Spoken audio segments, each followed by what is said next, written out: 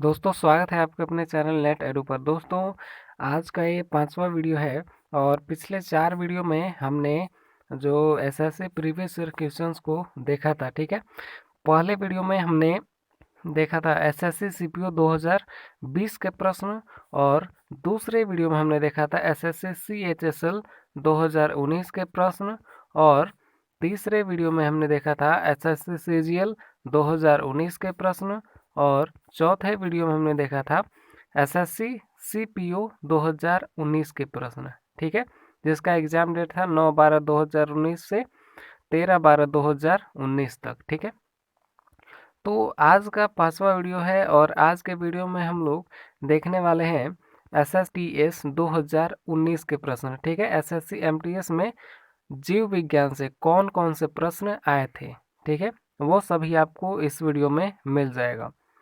Previous year questions को देखना काफ़ी इंपॉर्टेंट होता है, क्योंकि अगर आप नहीं देखेंगे तो आगे के क्वेश्चन का आप अनुमान नहीं लगा सकते हैं। ठीक है, कि आगे किस तरह का प्रश्न आएगा, कौन सा प्रश्न आएगा। तो चलिए आज का वीडियो शुरुआत करते हैं एसएससी एमटीएस 2019 के प्रश्न। ठीक है, जिसका एग्ज़ाम डेट था 2/8/2019 से 22/8/2019 तक। ठीक है, तो प्रीवियस ईयर क्वेश्चंस को देखना काफ़ी इम्पोर्टेंट है। ठीक है, बहुत ही इम्पोर्टेंट है अगर आप एसएससी की तैयारी कर रहे हैं तो आज के वीडियो में बायोलॉजी के प्रश्न देखेंगे। ठीक है, यह 5वां वीडियो है। पिछला वीडियो देखना है तो डिस्क्रिप्शन में प्लेलिस्ट का लिंक आपको मिल जाएगा, आप वहां से देख सकते हैं। चलिए शुरुआत करते हैं पहले प्रश्न से।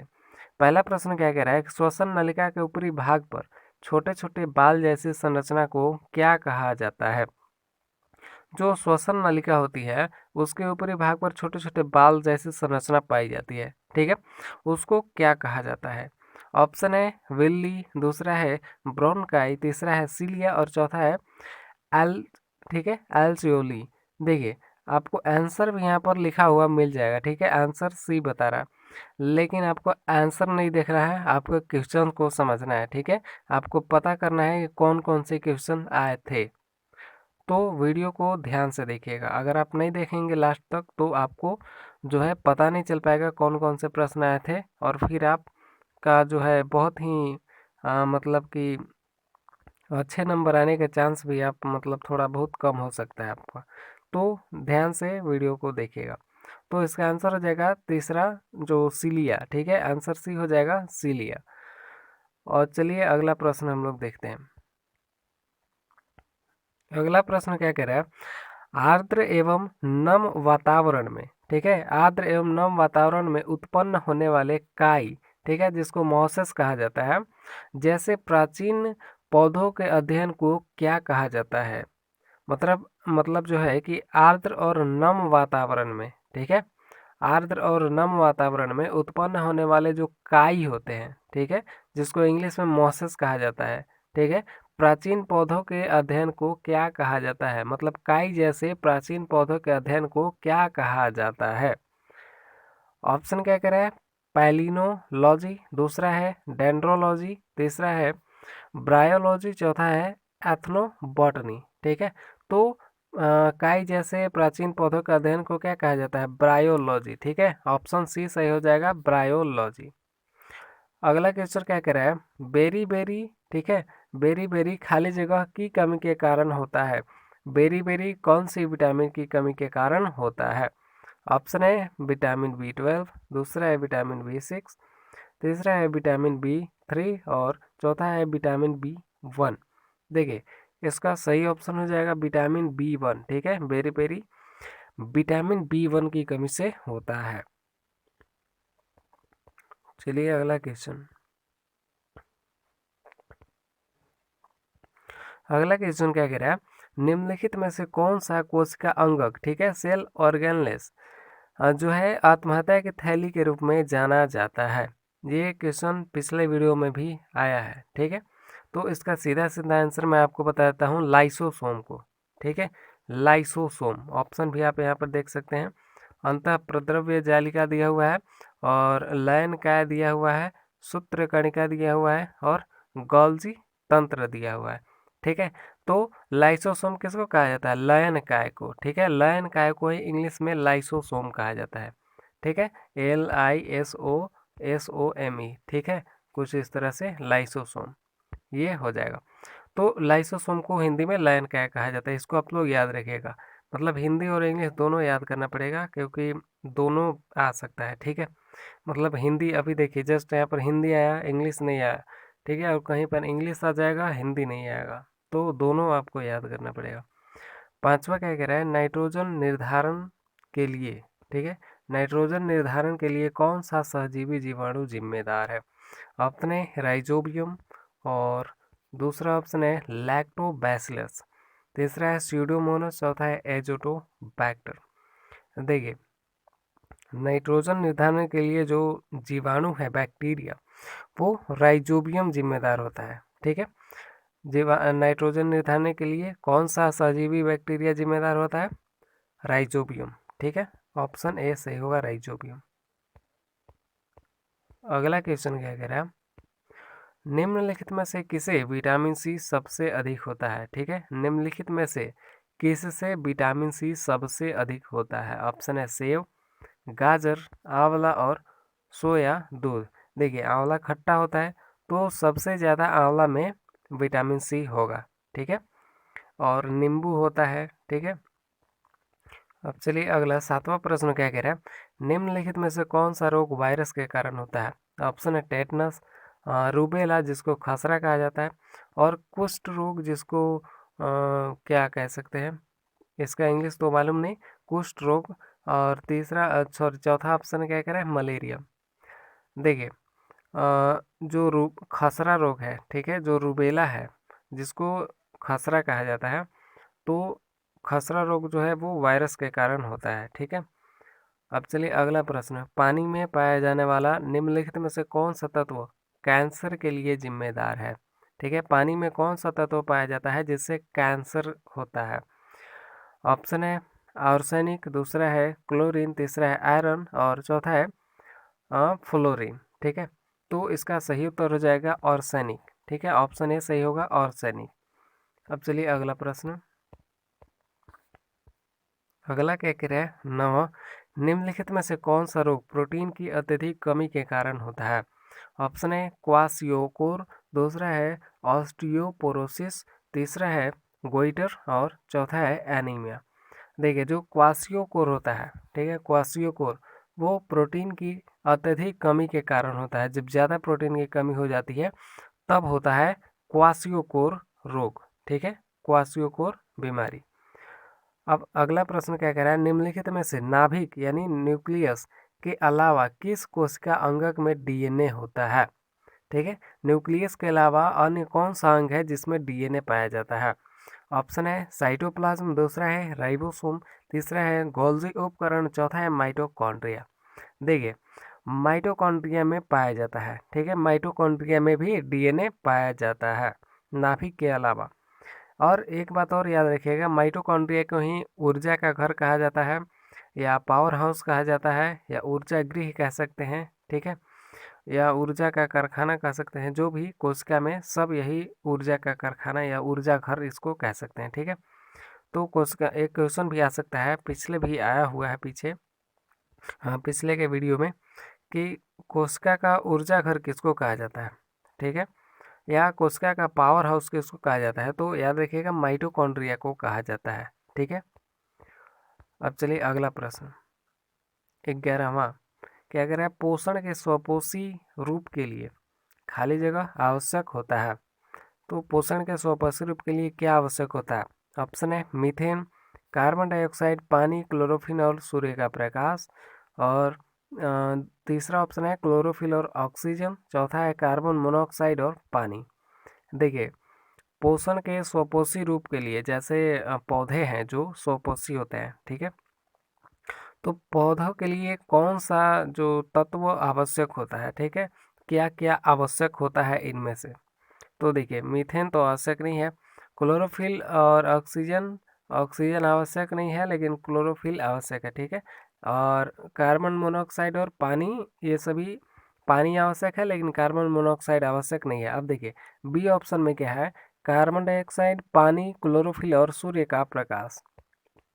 तो बी नंबर वाला जो ऑप्शन है ये सभी आवश्यक है स्वपोषी जीव के लिए, ठीक है, स्वपोषी के लिए। जैसे पेड़ पौधों के लिए कार्बन डाइऑक्साइड आवश्यक है भोजन पकाने के लिए, ठीक है। पानी आवश्यक है, क्लोरोफिल आवश्यक है। क्लोरोफिल क्या करता है? सूर्य का प्रकाश अवशोषित करता है। और जो है सूर्य का प्रकाश जरूरी है, ठीक है। तो ऑप्शन बी सही हो जाएगा। अब चलिए 12वां प्रश्न क्या कह रहा है। 2018 में निम्नलिखित में से आंख के किस भाग को वैज्ञानिकों द्वारा 3D मुद्रित किया गया है? ऑप्शन है कॉर्निया, रेटिना, लेंस और आइरिस। देखिए, जो कॉर्निया है, ठीक है, कॉर्निया किसको कहा जाता है? उजला वाले भाग को, ठीक है। कॉर्निया को 3D रूप में मुद्रित किया गया है वैज्ञानिक रूप में, ठीक है, वैज्ञानिकों ने किया है। अब अगला प्रश्न क्या कह रहा है 13वां। निम्नलिखित में से कौन सा पौधा ब्रायोफाइट है? ऑप्शन है फर्न, मॉस और एल्गी और साइकस। देखिए, इनमें से जो मॉस है, ठीक है, जो मॉस है वो ब्रायोफाइट वर्ग का है, ठीक है, ब्रायोफाइट का पौधा है। अगला क्या कह रहा है, मयूर का वैज्ञानिक नाम क्या है? ऑप्शन है मोलपैस्टस कैफर, ठीक है, मोलपैस्टस कैफर इंग्लिश में भी नाम दिया हुआ है। और दूसरा है पसीटकुला एवपटरा, ठीक है, पसीटकुला एवपटरा। और तीसरा ऑप्शन क्या कह रहा है, यूडोनमिसिस स्कोलोपैकस, ठीक है। और चौथा ऑप्शन देख लेते हैं। चौथा ऑप्शन है यहाँ पर ऊपर, चौथा ऑप्शन क्या कह रहा है, पावो क्रिस्टेटस, ठीक है, पावो क्रिस्टेटस। तो देखिए, मोर का वैज्ञानिक नाम क्या है? पावो क्रिस्टेटस, ठीक है। ये वाला चौथा ऑप्शन सही हो जाएगा, पावो क्रिस्टेटस। अगला प्रश्न क्या कह रहा है, हेपेटाइटिस किसके कारण होता है? ऑप्शन है बैक्टीरिया, दूसरा है वायरस, तीसरा है फंगी, चौथा है परजीवी, ठीक है। ये सभी क्वेश्चन जो है एमटीएस 2019 में आए हुए हैं, ठीक है, जिसको जानना आपके लिए बहुत ही ज़रूरी है। तो वीडियो को लास्ट तक कंटिन्यू जरूर देखिएगा। तो इसका देखिए, हेपेटाइटिस किसके कारण होता है? वायरस के कारण होता है, ठीक है, ऑप्शन बी सही हो जाएगा। अगला प्रश्न क्या कह रहा है, चिकित्सा विज्ञान की गुर्दों से संबंधित शाखा कौन सी है? ऑप्शन है कार्डियोलॉजी, दूसरा है ऑप्थोमोलॉजी, तीसरा है नेफ्रोलॉजी, चौथा है ऑटो निर्लिग्लोलॉजी, ठीक है, ऑटो नीलरिग्लोलॉजी। देखिए, जो चिकित्सा विज्ञान के गुर्दों से संबंधित शाखा है उसको नेफ्रोलॉजी कहा जाता है। ऑप्शन सी सही हो जाएगा, नेफ्रोलॉजी। अब चलिए अगला प्रश्न क्या कह रहा है, निम्नलिखित में से कौन सा विटामिन ऑस्टियोपोरोसिस से संबंधित है? ऑप्शन है विटामिन सी, विटामिन बी और विटामिन डी और विटामिन ए, ठीक है। तो जो विटामिन डी है, ठीक है, विटामिन डी है ऑस्टियोपोरोसिस से संबंधित है, ठीक है, विटामिन डी सही हो जाएगा, तीसरा ऑप्शन। निम्नलिखित में से कौन सा एक संक्रामक रोग है? ऑप्शन है अल्जाइमर, खसरा, मधुमेह और अस्थमा, ठीक है। तो कौन सा एक संक्रामक रोग है? देखिए, इनमें से जो खसरा रोग है, ठीक है, खसरा रोग एक संक्रामक रोग है, ऑप्शन बी सही हो जाएगा। अगला प्रश्न क्या कह रहा है 19वां प्रश्न क्या कह रहा है कि निम्नलिखित में से किस जानवर का वैज्ञानिक नाम एक्वस कैबेलस, ठीक है, एक्वस कैबेलस है? देखिए, किस जानवर का वैज्ञानिक नाम एक्वस कैबेलस है? ऑप्शन है जेब्रा और जंगली गधा, चीता और घोड़ा। देखिए, घोड़े का नाम एक्वस कैबेलस है, ठीक है, इसको आप लोग याद रखिएगा। घोड़ा का क्या नाम, वैज्ञानिक नाम है एक्वस कैबेलस। अगला प्रश्न क्या कह रहा है, अमीबा निम्नलिखित में से किस जगत से संबंधित है? ऑप्शन है प्रोटिस्टा, फंगी, एनीमिलिया और मोनेरा। देखिए, जो अमीबा है वो प्रोटिस्टा जगत से संबंधित है, ठीक है, ऑप्शन ए सही होगा, प्रोटिस्टा। अगला क्या कह रहा है, अगला क्वेश्चन कि पिता के गुणसूत्रों के किस संयोजन से लड़की का जन्म होता है?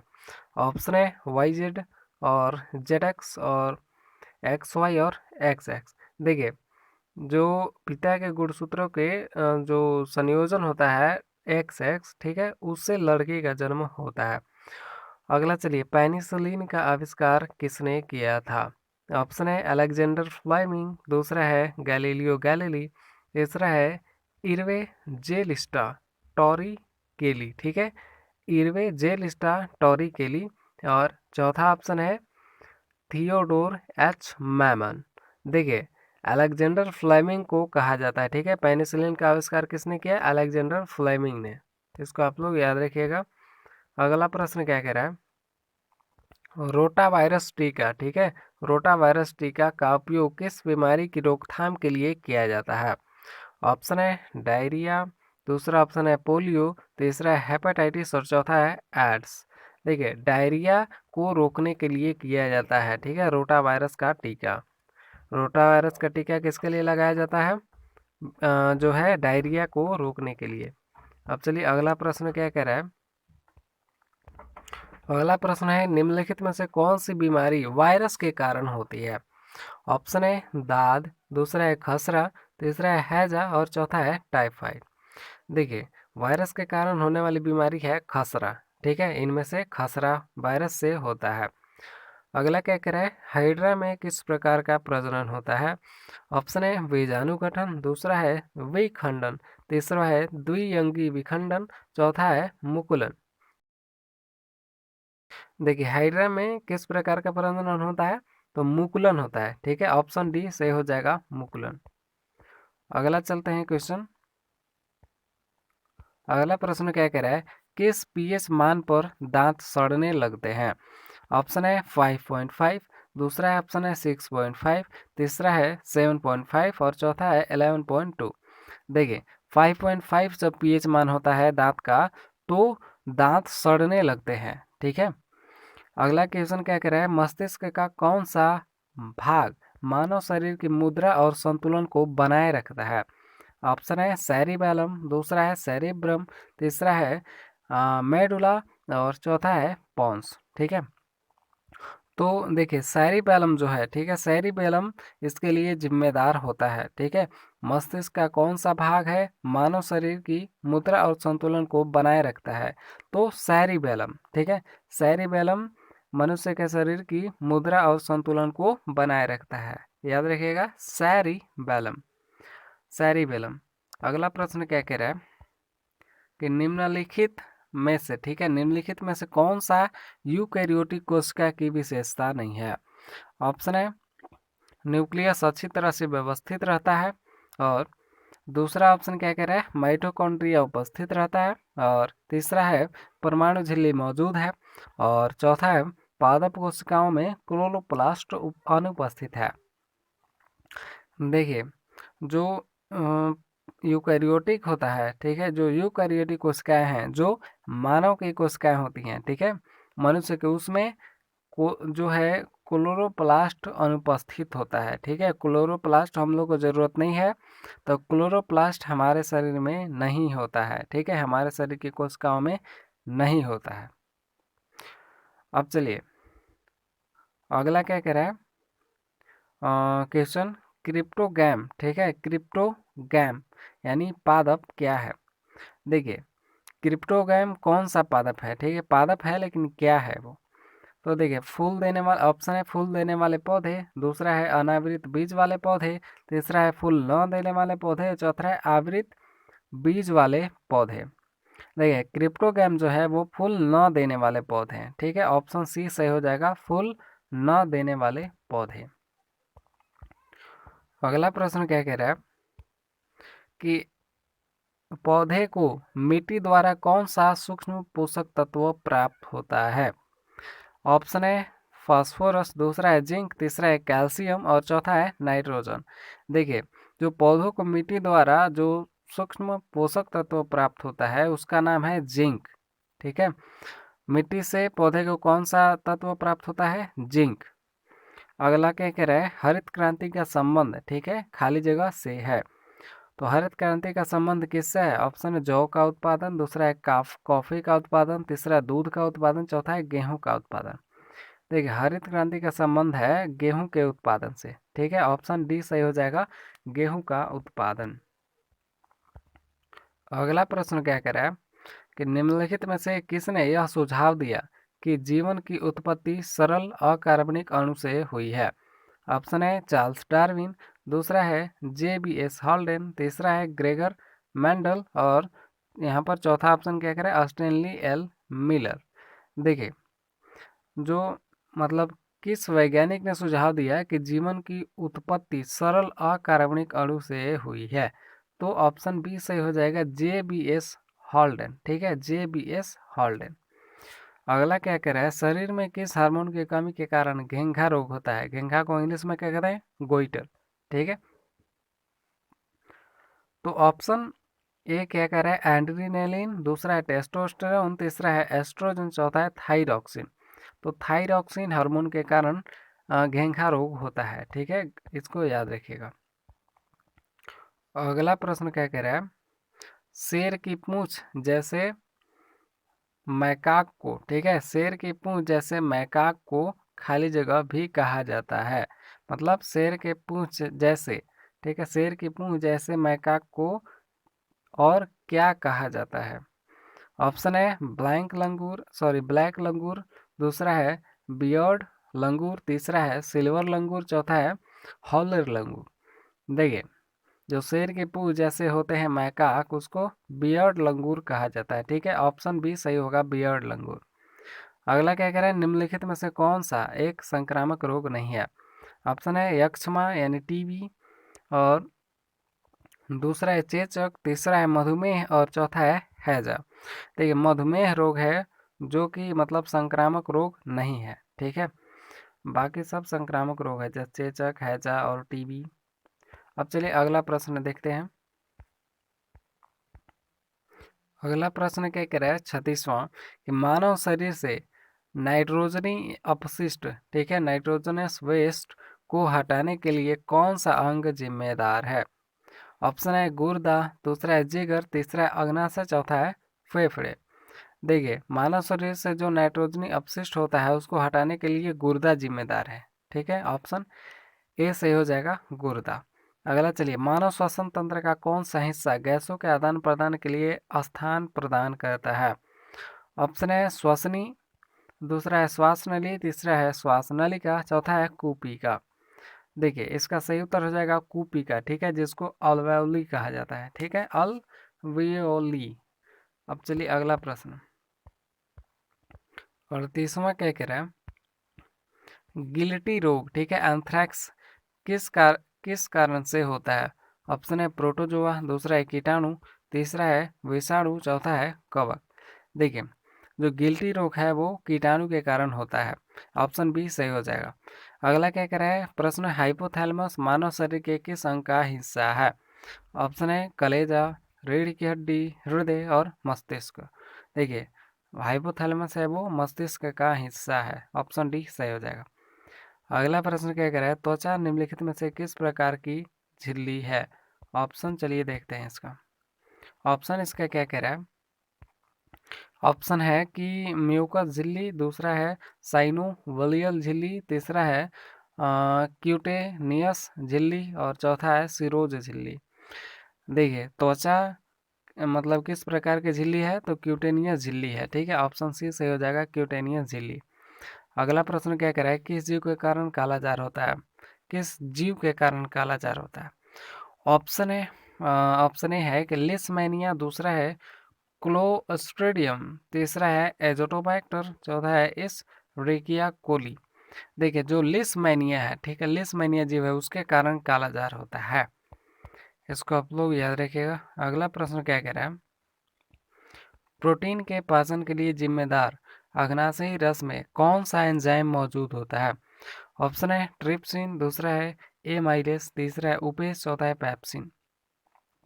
देखिए जो प्रोटीन के पाचन के लिए अग्नाशयी रस में कौन सा एंजाइम जिम्मेदार होता है, तो ऑप्शन ए सही हो जाएगा ट्रिप्सिन। ठीक है, ऑप्शन ए ट्रिप्सिन।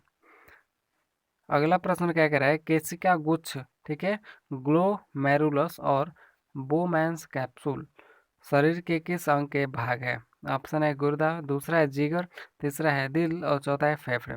देखिए गुर्दा के भाग है। ठीक है, ऑप्शन ए सही हो जाएगा। अब चलिए अगला प्रश्न देखते हैं। अब अगला प्रश्न क्या कह रहा है, अगला प्रश्न है कि रेशम किस प्रकार के जीव से प्राप्त किया जाता है? ऑप्शन है बकरी, कीट, और तीसरा ऑप्शन है भेड़, और चौथा ऑप्शन है तितली। तो देखिए रेशम जो है वो कीट से प्राप्त किया जाता है, ठीक है। रेशम किससे प्राप्त किया जाता है? कीट से, ठीक है। इसको आप लोग याद रखिएगा। अगला प्रश्न अब क्या कह रहा है कि मानव जीवों में, ठीक है, मानव जीवों में प्रजनन किस प्रकार के निषेचन के माध्यम से होता है? ऑप्शन है एक्स विट्रो फर्टिलाइजेशन, दूसरा है बाह्य निषेचन जिसको इंग्लिश में एक्सटर्नल फर्टिलाइजेशन कहते हैं, ठीक है।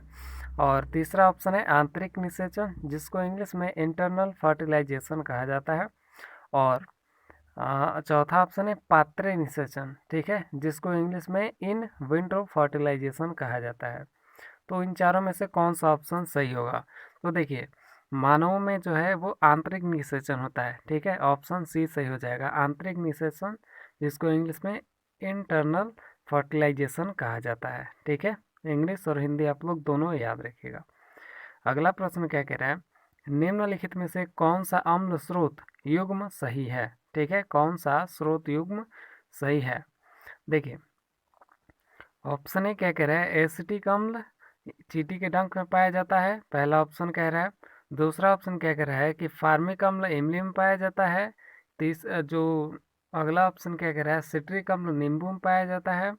और चौथा क्या कह रहा है, लैक्टिक अम्ल सिरका में पाया जाता है। तो इनमें से कौन सा जो युग्म है वो सही है, मतलब कौन सी बात इसमें सही? इसका सही उत्तर हो जाएगा सिट्रिक अम्ल नींबू में पाया जाता है, ठीक है, ये सही है। ऑप्शन बी सही हो जाएगा, सिट्रिक अम्ल नींबू में पाया जाता है। और एसिटिक अम्ल है वो चींटी के डंक में नहीं पाया जाता है, फार्मिक अम्ल इमली में नहीं पाया जाता है, और लैक्टिक अम्ल सिरका में नहीं पाया जाता है, ठीक है। ए, सी और डी ये तीनों ऑप्शन गलत है, ऑप्शन बी सही हो जाएगा, ठीक है, सिट्रिक अम्ल नींबू में पाया जाता है। अगला प्रश्न क्या कह रहा है, 47, कि निम्नलिखित में से किस विटामिन का वैज्ञानिक नाम कोबालामिन है? ठीक है, कोबालामिन है। किस विटामिन का वैज्ञानिक नाम कोबालामिन है? चलिए ऑप्शन क्या कह रहा है, B12, दूसरा है ई, तीसरा है B1, चौथा है सी। देखिए B12 का नाम ही क्या है, कोबालामिन, ठीक है, B12 को कोबालामिन के नाम से जानते हैं, इसको आप लोग याद रखिएगा, ऑप्शन ए सही होगा B12। अगला प्रश्न क्या कह रहा है, निम्नलिखित में से कौन सा युग्म एक परजीवी संबंध को दर्शाता है? ठीक है, ऑप्शन है शैवाल जो कि प्रवाल भित्ति, और दूसरा ऑप्शन है गाय बगुला पशुधन, ठीक है, तीसरा ऑप्शन है कुत्ते पर यानी पिस्सू, और चौथा ऑप्शन है रे मोरा, ठीक है, रेमोरा मछली शार्क। अब देखिए मतलब क्या कह रहा है कि शैवाल जो प्रवाल भित्ति को, मतलब शैवाल प्रवाल भित्ति से संबंधित है, या दूसरा ऑप्शन क्या कह रहा है गाय बगुला पशुधन से संबंधित है, और तीसरा कुत्ते पर पिस्सू से संबंधित है, और जो चौथा क्या कह रहे हैं रेमोरा मछली शार्क से संबंधित है। अब देखिए कुत्ते पर पिस्सू जो है, ठीक है, कुत्ते पर पिस्सू ये सही उत्तर हो जाएगा, ठीक है, ये परजीवी संबंध को दर्शाता है। अगला प्रश्न चलिए 49वां।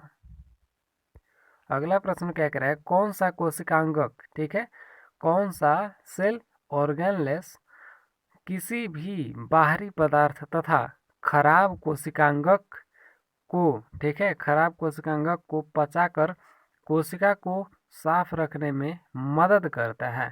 ठीक है, तो देखिए ऑप्शन है प्लास्टिड्स, दूसरा है गोल्की एपरेट्स, और चौथा सॉरी तीसरा है लाइसोसोम, और चौथा है माइटोकॉन्ड्रिया।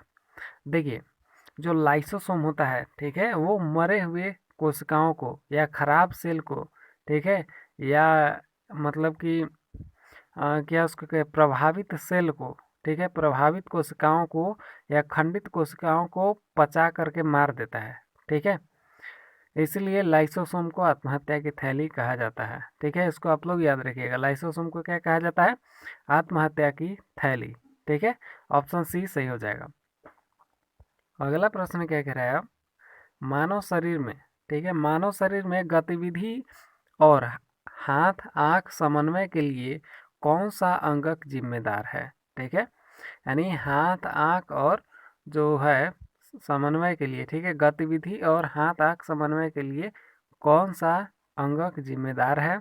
ऑप्शन है हृदय, ठीक है, पहला ऑप्शन हृदय, दूसरा है कलेजा, तीसरा है गुर्दा और चौथा है मस्तिष्क। देखिए, मनुष्यों के जो हाथ, नाक और जो आँख है, ये सब के बैलेंस के लिए कौन सा अंग जिम्मेदार है? तो मनुष्य का माइंड, ठीक है। कौन कंट्रोल करता है? मनुष्य का दिमाग कंट्रोल करता है, ठीक है, मस्तिष्क। तो ऑप्शन डी सही हो जाएगा। अगला प्रश्न, टाइफाइड और टीबी किस प्रकार के रोग हैं? ऑप्शन है विषाणु जनित, प्रोटोजोआ, कवकीय और जीवाणुविक। देखिए, टाइफाइड और टीबी जो है वो जीवाणुविक जीवाणु है, ठीक है, जीवाणुविक, ठीक है। अब चलिए अगला,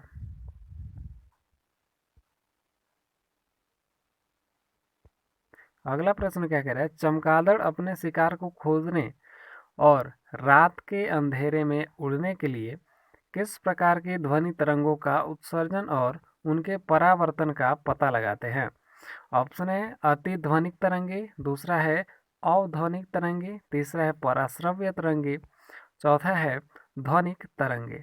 देखिए, चमगादड़ जो हैं वो अपने शिकार को खोजने और रात के अंधेरे में उड़ने के लिए जो ध्वनि तरंगों का उपयोग करते हैं, ठीक है, उन ध्वनि तरंगों का मतलब उस ध्वनि तरंगों का उत्सर्जन और जो है उनके परावर्तन का पता वो कैसे लगाते हैं? पराश्रव्य तरंगे, ठीक है, पता लगाते हैं किससे? पराश्रव्य तरंगे से, ठीक है। ऑप्शन सी सही हो जाएगा। अगला प्रश्न क्या कह रहा है? 53, मनुष्य के कान का कौन सा भाग अपने आसपास से ध्वनि एकत्रित करता है? मनुष्य के कान का कौन सा भाग अपने आसपास से ध्वनि को सुनता है, ठीक है। ऑप्शन है पिन्ना, दूसरा है कोक्लिया, तीसरा है हैमर, चौथा है एल्विल। तो ऑप्शन ए सही हो जाएगा पिन्ना, ठीक है। मनुष्य के कान का पिन्ना नामक भाग होता है, ठीक है, जो आसपास के ध्वनि को एकत्रित करता है। अगला क्वेश्चन क्या कह रहा है? किस कोशिकांग को सेल का पावर हाउस भी कहा जाता है? ये क्वेश्चन पीछे आ चुका है, 2-3 वीडियो में मैंने बताया है। ऑप्शन है माइटोकॉन्ड्रिया, दूसरा है लाइसोसोम, तीसरा है गोल्गी एपरेटस, चौथा है प्लास्टिडस। देखिए, कोशिका का जो है पावर हाउस कहें, ऊर्जा गृह कहें या शक्ति गृह कहें या ऊर्जा का घर कहें, ठीक है, सब एक ही है। तो उसका आंसर हो जाएगा माइटोकॉन्ड्रिया, ठीक है। कोशिका का पावर हाउस किसको कहा जाता है? माइटोकॉन्ड्रिया को। कोशिका का ऊर्जा घर किसको कहा जाता है? माइटोकॉन्ड्रिया को, ठीक है। ये सभी शक्ति गृह कहें या ऊर्जा का घर कहें, ठीक है, सभी माइटोकॉन्ड्रिया को ही कहा जाता है।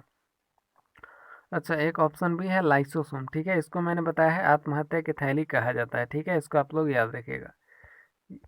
अब चलिए अगला प्रश्न, 55, क्या कह रहा है?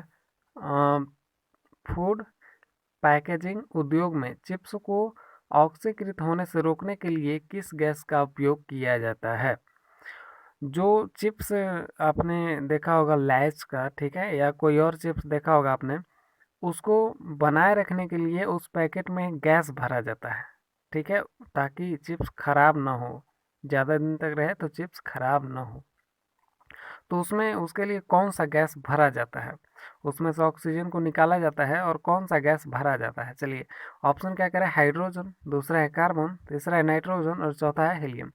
देखिए, जो चिप्स के पैकेट में वहाँ से ऑक्सीजन को निकाल दिया जाता है उस पैकेट से और नाइट्रोजन को भर दिया जाता है, ठीक है, ताकि चिप्स जो है बहुत दिनों बाद भी खराब ना हो जल्दी, ठीक है।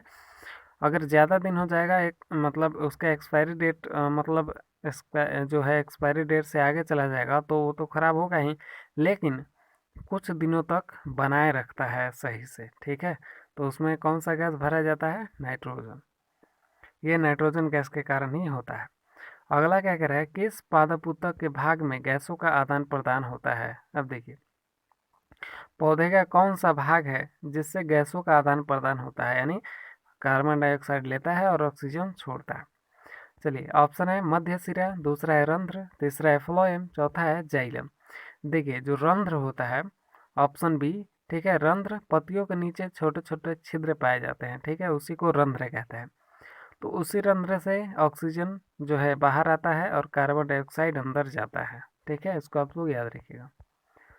अगला 57 प्रश्न क्या कह रहा है, निम्नलिखित में से कवक का प्रकार कौन सा नहीं है। ठीक है, चलिए ऑप्शन देखते हैं, कौन सा कवक का प्रकार नहीं है। ऑप्शन है एगारिक्स, दूसरा है गोनाइया लैक्स, तीसरा है पेनिसिलियम, चौथा है एस्परगिलस। तो इसका ऑप्शन बी सही हो जाएगा, गोनाइया लैक्स। ठीक है, ये कवक का प्रकार नहीं है। ठीक है, गोनाइया लैक्स, ऑप्शन बी सही हो जाएगा, गोनाइया लैक्स। ये देखिए गोनाइया लैक्स। अब चलिए 58 प्रश्न क्या कह रहा है, सामान्य तौर पर उपयोग किए जाने वाले विटामिन बी कॉम्प्लेक्स कितने विटामिन से बना होता है। विटामिन बी कॉम्प्लेक्स जो होता है यानी B1, B2, B3, B4 इस तरह से वो कितने मतलब होते हैं। ठीक है, कितने कॉम्प्लेक्स से बना होता है। ऑप्शन है 12, 10, 8 और 6। देखिए विटामिन बी कॉम्प्लेक्स है वो 8 विटामिन से मिलकर बना होता है। ठीक है, अब चलिए अगला प्रश्न। अगला 49वां प्रश्न क्या कह रहा है, कोशिका की ऊर्जा के रूप में किसे जाना जाता है। कोशिका की ऊर्जा के रूप में किसे जाना जाता है। तो ऑप्शन है ग्लाइसिन ट्राईफॉस्फेट, दूसरा है एडिनोसिन ट्राईफॉस्फेट, तीसरा है एडिनोसिन डाइफॉस्फेट और चौथा है एडिनोसिन फॉस्फेट। देखिए ऑप्शन बी सही हो जाएगा, एडिनोसिन ट्राईफॉस्फेट, जिसको एटीपी कहा जाता है। ठीक है, इसको आप लोग याद रखिएगा, एटीपी कहा जाता है। तो कोशिका को ऊर्जा मिलता है। ठीक है, कोशिका को ऊर्जा मिलता है माइटोकॉन्ड्रिया से, वो एटीपी के रूप में मिलता है। ठीक है, एटीपी एडिनोसिन ट्राईफॉस्फेट। ठीक है, इसको आप लोग याद रखिएगा। अब चलिए अगला प्रश्न क्या कह रहा है, प्रकाश संश्लेषण प्रक्रिया खाली जगह की उपस्थिति में होती है। यानी प्रकाश संश्लेषण प्रक्रिया किसकी उपस्थिति में होती है। तो देखिए ऑप्शन है नाइट्रोजन, ये नहीं रहेगा तो भी चलेगा, कैडमियम, ये भी इसकी आवश्यकता भी नहीं है, और ऑप्शन सी है क्लोरोफिल और सूर्य का प्रकाश, और चौथा ऑप्शन है सल्फर। देखिए सल्फर नहीं रहेगा तो भी जो है प्रकाश संश्लेषण होगा, लेकिन क्लोरोफिल और सूर्य का प्रकाश आवश्यक है। ठीक है, ऑप्शन सी सही हो जाएगा, क्लोरोफिल और सूर्य का प्रकाश। ठीक है, ये जरूरी है। अगला प्रश्न अब चलते हैं। अगला प्रश्न क्या कह रहा है, किस सरीसृप के 4 हृदयी कक्ष होते हैं। तो ऑप्शन है कछुआ, दूसरा है किंग कोबरा, तीसरा है गिरगिट, चौथा है मगरमच्छ। देखिए मगरमच्छ के 4 हृदयी कक्ष होते हैं। ठीक है, मनुष्यों में भी 4 हृदयी कक्ष होते हैं और चमगादड़ में भी 4 हृदयी कक्ष होते हैं। ठीक है, इसको आप लोग याद रखिएगा, मतलब जो 4 कक्षों वाला हृदय पाया जाता है। ठीक है, अगला प्रश्न क्या कह रहा है, किस कोशिकांग के स्वयं के डीएनए व राइबोसोम होते हैं। किस कोशिका अंग के माने किस कोशिका अंग के स्वयं के डीएनए और राइबोसोम होते हैं। ऑप्शन है वर्ण लवक, ठीक है, जिसको क्रोमोप्लास्ट कहा जाता है, दूसरा है कोशिका धानी जिसको वकुओलिस कहा जाता है, तीसरा है अवर्णी लवक जिसको ल्यूकोप्लास्ट कहा जाता है इंग्लिश में, और चौथा है सूत्रकणिका जिसको माइटोकॉन्ड्रिया कहा जाता है। देखिए माइटोकॉन्ड्रिया का ही अपना डीएनए और राइबोसोम होते हैं। ठीक है, माइटोकॉन्ड्रिया के स्वयं के डीएनए और राइबोसोम होते हैं, ऑप्शन डी सही हो जाएगा। ठीक है, माइटोकॉन्ड्रिया जिसको हिंदी में सूत्रकणिका कहा जाता है। ठीक है, अब चलिए अगला प्रश्न। अगला प्रश्न क्या कह रहा है, जिन पौधों के पृथक बनावट रूप नहीं होते हैं उन्हें क्या कहा जाता है। ठीक है, जिन पौधों के पृथक यानी अलग बनावट रूप नहीं होते उन्हें क्या कहा जाता है। ऑप्शन है ब्रायोफाइटा, दूसरा एकवक, तीसरा है अनावृत बीजी यानी जिम्नोस्पर्म, और चौथा है थैलोफाइटा। ठीक है, तो इसका जो सही उत्तर हो जाएगा वो हो जाएगा थैलोफाइटा। ठीक है, तो जो थैलोफाइटा के पौधे होते हैं वो मतलब इनका जो है अलग बनावट रूप नहीं होता है। ठीक है, सभी एक ही जैसे होते हैं, ये थैलोफाइटा वर्ग में होता है। अगला क्या कह रहा है, रोगियों के दांत के बड़े प्रतिबिंबों को देखने के लिए, ठीक है, डेंटिस्ट द्वारा किस प्रकार के दर्पण का उपयोग किया जाता है।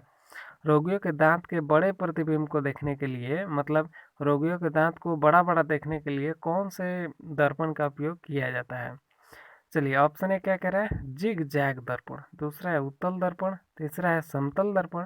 चौथा है अवतल दर्पण। ठीक है, तो डॉक्टर द्वारा अवतल दर्पण का उपयोग किया जाता है। ठीक है, ऑप्शन डी सही होगा, अवतल दर्पण। अगला क्वेश्चन क्या कह रहा है? डेंड्राइट और एक्सोन किस कोशिका के भाग है? ऑप्शन ए लाल रक्त कोशिका। दूसरा है नेफ्रॉन। तीसरा है श्वेत रक्त कोशिका और चौथा है तंत्रिका कोशिका। देखिए, इसका ऑप्शन डी सही हो जाएगा, तंत्रिका कोशिका। ठीक है, डेंड्राइट और जो है एक्सोन तंत्रिका कोशिका के भाग है। ठीक है, न्यूरॉन के भाग है। अगला है, चलिए, निम्नलिखित में से किस जीव का द्विकोशिकीय हृदय है? ऑप्शन है गोरैया। दूसरा है मनुष्य। तीसरा है बंदर। चौथा है मछलियाँ। देखिए, मछलियों के द्विकोशिकीय हृदय पाए जाते हैं। ठीक है, सॉरी, मछलियों में दो कक्ष का हृदय पाया जाता है। इसको आप लोग याद रखिएगा। अगला प्रश्न क्या कह रहा है? आहार श्रृंखला में एक पोषण स्तर से दूसरे तक कितने प्रतिशत ऊर्जा संचारित होती है? जब आहार श्रृंखला होता है तो उसमें कितने प्रतिशत ऊर्जा संचारित होती है, मतलब कितने प्रतिशत ऊर्जा ट्रांसफर होता है? ठीक है, एक जीव से दूसरे जीव में, यानी जो जीव को, जैसे मान लीजिए शेर है, वो किसी बिल्ली को खाता है या मान लीजिए किसी और जीव को खाता है, तो उसको कितना ऊर्जा मिलेगा? ठीक है, कितना प्रतिशत ऊर्जा मिलेगा? ऑप्शन है 0.15। दूसरा है 0.2। अब चलिए अगला जो है ऑप्शन भी देख लेते हैं। अगला ऑप्शन क्या कह रहा है? 0.9 और चौथा ऑप्शन क्या कह रहा है? 0.05। देखिए, इसका सही उत्तर हो जाएगा ऑप्शन नंबर सी, 0.1%। ठीक है, 0.1% ऊर्जा संचारित होता है। अगला प्रश्न अब क्या कह रहा है? निम्नलिखित में से कौन सा रोग जल जनित नहीं है? ठीक है, कौन सा रोग जो है जल से मतलब ट्रांसफर नहीं होता है? ठीक है, जल से संक्रामक नहीं होता है, उससे संक्रमित नहीं होता है। ऑप्शन है टाइफाइड। दूसरा है हैजा। तीसरा है खसरा और चौथा है हेपेटाइटिस। देखिए, जो खसरा है, ठीक है, वो जल से मतलब जल से किसी और में ट्रांसफर नहीं होता है। ठीक है, इसको आप लोग याद रखिए, खसरा। अगला, फ्लोएम पौधों में किसके परिवहन के लिए जिम्मेदार है? फ्लोएम पौधों में किसके परिवहन के लिए जिम्मेदार है? ऑप्शन है कार्बन डाइऑक्साइड। दूसरा है पानी। तीसरा है खनिज पदार्थ और चौथा है खाद्य पदार्थ।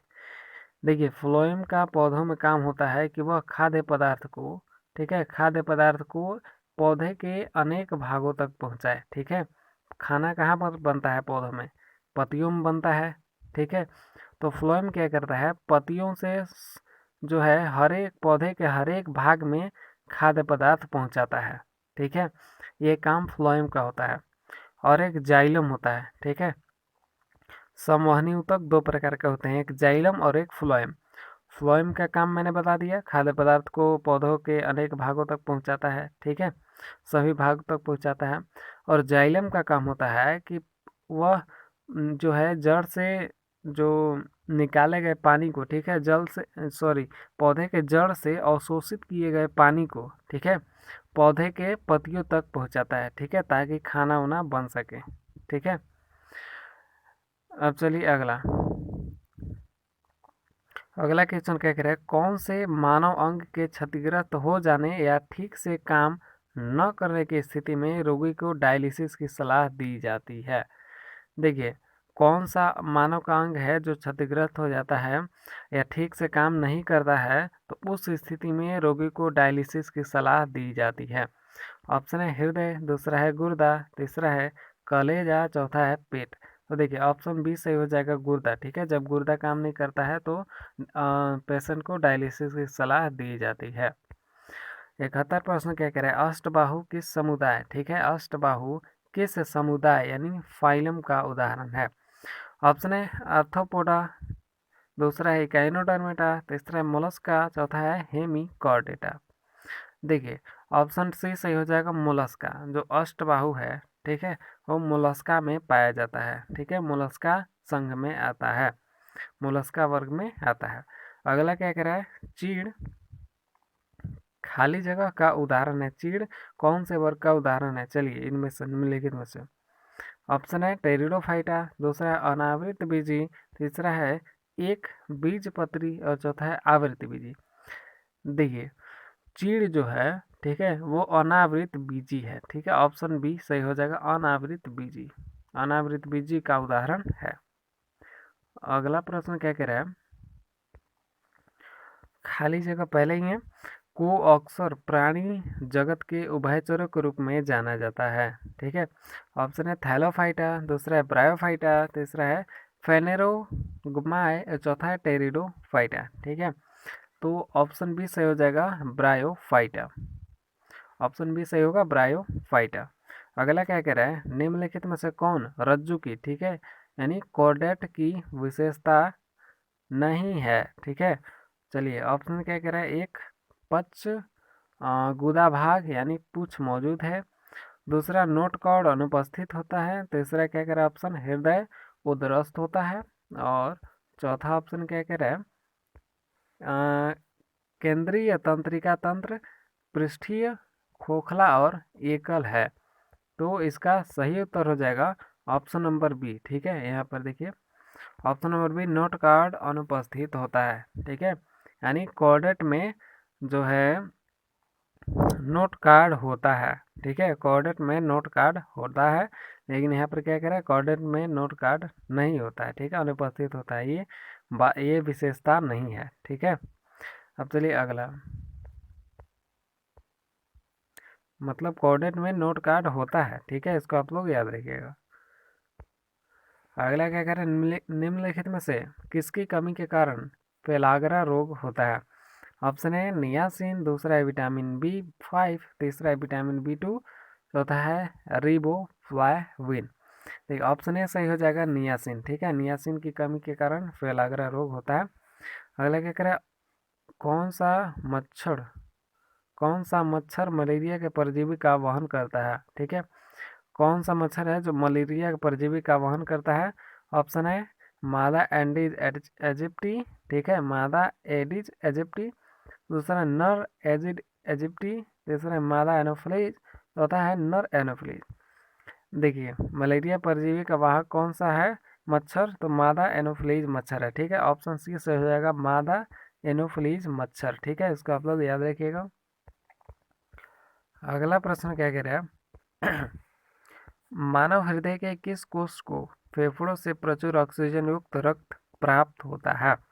ऑप्शन है बायां निलय, दूसरा है दायां अलिंद, तीसरा है दायां निलय, चौथा है बायां अलिंद। तो इसका सही उत्तर हो जाएगा ऑप्शन नंबर डी। ठीक है, बायां अलिंद। बायां अलिंद से प्रचुर ऑक्सीजन युक्त रक्त प्राप्त होता है। ठीक है, अब चलिए अगला प्रश्न क्या कह रहा है, अगला प्रश्न 78 कि मूत्र त्याग करने से पहले वह मानव शरीर के उत्सर्जन तंत्र के किस भाग से संग्रहित होता है? ऑप्शन है मूत्राशय, दूसरा है मूत्रमार्ग, तीसरा है मूत्रवाहिनी, चौथा है बोमेन्स कैप्सूल। ठीक है, तो इसका कौन सा ऑप्शन सही होगा, तो ऑप्शन ए सही हो जाएगा, मूत्राशय। ठीक है, अब चलिए अगला प्रश्न, मानव शरीर के पाचन तंत्र का, ठीक है, मानव शरीर में पाचन तंत्र का सबसे लंबा हिस्सा कौन सा है? ठीक है, सबसे लंबा हिस्सा कौन सा है? ऑप्शन है ग्रसिका, दूसरा है बड़ी आंत, तीसरा है छोटी आंत, चौथा है अग्नाशयी वाहिनी। देखिए मानव शरीर में पाचन तंत्र का सबसे लंबा हिस्सा जो है वो है छोटी आंत। ठीक है, ऑप्शन सी सही हो जाएगा, छोटी आंत। एक्चुअली छोटी नाम के लिए है, लेकिन ये सबसे बड़ी होती है। ठीक है, अब चलिए अगला प्रश्न, मानव पेशी कोशिकाओं में, ठीक है, ऑक्सीजन के अभाव में ग्लूकोज के विखंडन से किस रासायनिक यौगिक का निर्माण होता है? ऑप्शन है मेथेनॉल, एथेनॉल और लैक्टिक अम्ल और कार्बन डाइऑक्साइड। देखिए ऑप्शन सी से हो जाएगा लैक्टिक अम्ल। ऑप्शन सी सही होगा, लैक्टिक अम्ल। अगला प्रश्न क्या कह रहा है, कौन सी प्रक्रिया जड़ों से पत्तियों तक पानी और खनिजों के अवशोषण और ऊपरी मुखी गति में मदद करती है? ऑप्शन है वाष्पोत्सर्जन, अवसादन, संचय और संघनन। ठीक है, ऑप्शन ए सही हो जाएगा, वाष्पोत्सर्जन। ठीक है, वाष्पोत्सर्जन क्या करता है कि जड़ों से पत्तियों तक पानी और खनिजों के अवशोषण और ऊपरी मुख्य गति में मदद करता है। ठीक है, जब पत्तियों में वाष्पोत्सर्जन होता है तो धीरे धीरे नीचे से पानी जो है, जड़ से पानी का खिंचाव भी होता है, तो ये मदद करता है पानी के खिंचाव में। अगला क्या कह रहा है, निम्नलिखित में से कौन सा पौधा पादप जगत में सबसे निम्न श्रेणी का पौधा है? ऑप्शन है थैलोफाइटा, टेरिडोफाइटा, ब्रायोफाइटा और फनेरोगामी। देखिए ऑप्शन ए सही हो जाएगा थैलोफाइटा। ठीक है, ऑप्शन ए सही होगा थैलोफाइटा। ठीक है, ये थैलोफाइटा के पौधे सबसे निम्न श्रेणी का पौधा है। अगला है, खाली जगह दिया हुआ है, उसके बाद को आमतौर पर कॉम्ब जेली के नाम से जाना जाता है। किसको कॉम्ब जेली के नाम से जाना जाता है? ऑप्शन है आर्थ्रोपोडा, दूसरा है टीनोफोरा, तीसरा है मोलस्का, चौथा है प्लेटीहेल्मिन्थीस। देखिए टीनोफोरा को कॉम्ब जेली के नाम से भी जाना जाता है। ऑप्शन बी सही हो जाएगा टीनोफोरा। अब चलिए अगला प्रश्न क्या कह रहा है, निम्नलिखित में से कौन सा जीव बीजाणु निर्माण, ठीक है, स्पोर फॉर्मेशन द्वारा प्रजनन करता है? ऑप्शन है ब्रायोफिलम, दूसरा है प्लानरा, तीसरा है राइजोपस, चौथा है ठीक है प्लास्मोडियम। और तो इसका सही उत्तर हो जाएगा राइजोपस। ठीक है, ऑप्शन सी हो जाएगा राइजोपस। राइजोपस क्या करता है, बीजाणु निर्माण द्वारा प्रजनन करता है। अगला प्रश्न है, भिंडी पीत सिरा मोजेक, ठीक है, भिंडी पीत सिरा मोजेक बीमारी फैलने का माध्यम क्या है? ऑप्शन है कीट, बीज, वायु, पानी। देखिए यह जो है कीट के द्वारा फैलता है। ठीक है, भिंडी पीत सिरा मोजेक किसके द्वारा फैलता है? कीट के द्वारा फैलता है। अगला प्रश्न क्या कह रहा है कि मानव शरीर में आहार नली के किस भाग में भोजन का पाचन क्रिया शुरू होता है? ऑप्शन है बड़ी आंत, दूसरा है मुंह, तीसरा है छोटी आंत, चौथा है पेस्ट। सबसे पहले कहाँ पर पाचन क्रिया शुरू होता है? मुंह में। ठीक है, ऑप्शन बी सही हो जाएगा। अगला प्रश्न क्या कह रहा है, स्थलीय परितंत्र, ठीक है, टेरेस्ट्रियल टेरेस्ट्रियल इकोसिस्टम, ठीक है, द्वारा सौर ऊर्जा का कितना प्रतिशत अवशोषित होता है? ऑप्शन है ए 1.1%, दूसरा है 0.5%, तीसरा है 0.1%, चौथा है 2%। तो ऑप्शन ए से हो जाएगा 1.1%। ठीक है, अब अगला पर चलते हैं। अगला प्रश्न क्या कह रहा है, कौन सा पादप ऊतक जड़ से पत्तियों तक पानी और खनिजों का आवाहन कर के लिए जिम्मेदार है? ठीक है, यानी पत्तियों तक पानी और खनिजों का वहन के लिए जिम्मेदार है। ऑप्शन है पीथ, दूसरा है जाइलम, तीसरा है स्टोमेटा, चौथा है फ्लोएम। देखिए मैंने बताया था पहले ही कि जाइलम क्या करता है, जड़ों से जो है पत्तियों तक पानी और खनिजों का पहुंचाता है। ठीक है, पानी और खनिजों को पहुंचाता है। जड़ से जो अवशोषित होते हैं पानी और खनिज, उसको जाइलम क्या करता है, पत्तियों तक पहुंचाता है। और फ्लोएम क्या करता है, पत्तियों से बनाए हुए खाने को, ठीक है, भोजन को पौधे के सभी भागों तक पहुंचाता है। ठीक है, ऑप्शन डी मतलब इसका ऑप्शन बी सही होगा। ठीक है, और फ्लोएम क्या करता है, खाने को पहुंचाता है। ठीक है, भोजन को पौधे के सभी भागों तक पहुंचाता है। अगला क्वेश्चन क्या कर रहा है और लास्ट क्वेश्चन है कि कौन सी धमनी फेफड़ों से हृदय तक ऑक्सीजन युक्त रक्त पहुंचाती है? कौन सी धमनी फेफड़ों से हृदय तक, ठीक है, ऑक्सीजन युक्त रक्त पहुंचाती है? ऑप्शन है महाशिरा, दूसरा है गुर्दे की धमनी, तीसरा है महाधमनी, चौथा है फुफ्फुस धमनी। देखिए ऑप्शन डी सही होगा फुफ्फुस धमनी। ठीक है, फुफ्फुस धमनी क्या करता है, तो फेफड़ों से हृदय तक ऑक्सीजन युक्त रक्त पहुंचाता है। आज का वीडियो खत्म हुआ। अगले वीडियो में हम लोग देखेंगे एसएससी CHSL 2018 के प्रश्न। ठीक है, बायोलॉजी में कौन कौन से प्रश्न आए हुए थे। उसका एग्जाम डेट था 1/7/2019 से 11/7/2019 तक। ठीक है, तो इसको भी हम लोग देखेंगे, मतलब 2019 में ही एग्जाम हुआ था, तो इसको भी हम लोग देखेंगे कि बायोलॉजी में कौन कौन से प्रश्न आए थे। ठीक है, अगले वीडियो में देखेंगे। वीडियो काफ़ी लंबा हो जाएगा तो अपलोड करने में भी प्रॉब्लम होगा, इसलिए एक एक एग्ज़ाम का वीडियो हम लोग बना रहे हैं। तो चलिए मिलते हैं अब अगले वीडियो में। वीडियो अगर अच्छा लगा हो तो लाइक ज़रूर कीजिएगा, चैनल को सब्सक्राइब अभी तक नहीं किए हैं तो सब्सक्राइब ज़रूर कर लीजिएगा। ठीक है, ऐसे ही वीडियोज़ आपको मिलते रहेंगे और मिलते हैं अब अगले वीडियो में। तब तक के लिए जय हिंद।